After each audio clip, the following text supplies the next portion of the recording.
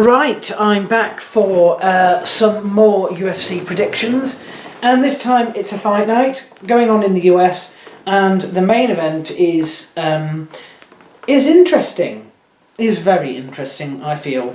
So this is the bantamweight title, and it's between TJ Dillashaw, who has control of the championship at the moment, and he was somebody who gained the championship by surprise. I think a few people were taken aback, myself included.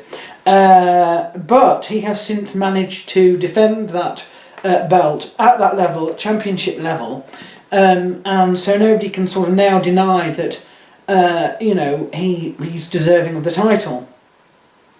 The person who's challenging, his name is Dominic Cruz, and he's a relic.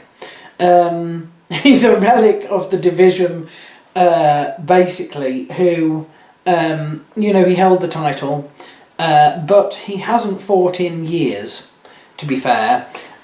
He injury after injury after injury.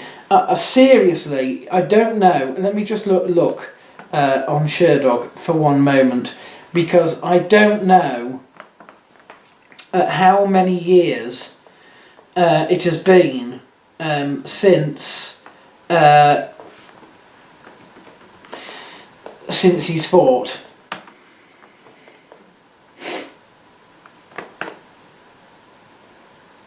Let's have a look.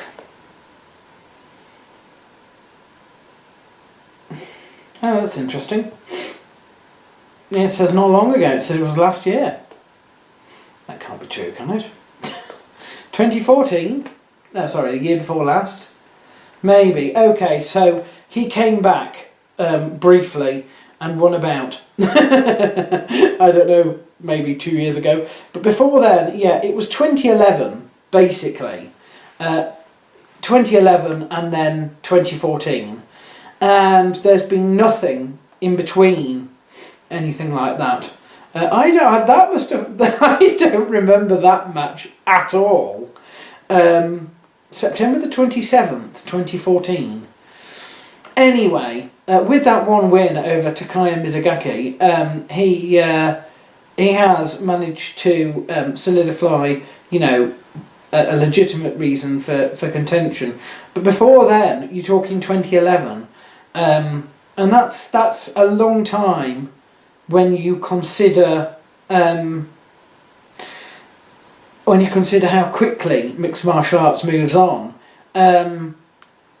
Anyway, the issue here is he really has to do something quite outstanding here.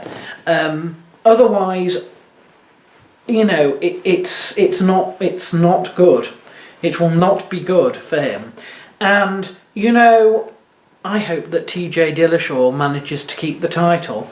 I have to say, I don't know. I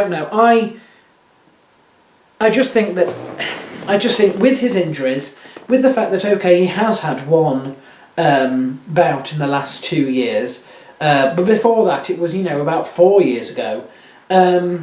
I just feel that I don't think he'll do it.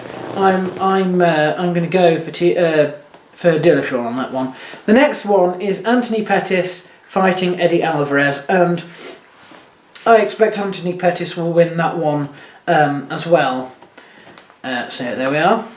Travis Brown and Matt Mitrione. Once met Matt Mitrione, try saying that quickly. He's ranked 14th, and he's fighting Travis Brown, ranked 6th. Have to say Travis Brown will probably win, but part of me hopes that Matt Mitrione wins that one. Ross Pearson and Francisco Trinaldo. Ross Pearson is quite an old. He's been around quite some time. English. Hopefully he wins. But I don't know. I don't know enough about Trinaldo to be honest. Patrick Cote and Ben Saunders.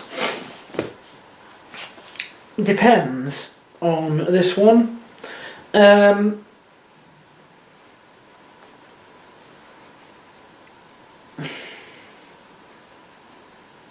I would probably err towards Patrick Cote on that. Mehrbek Tazimov and Chris Wade, no idea. Although Chris Wade has a record of 10-1, and the other guy is 24-5.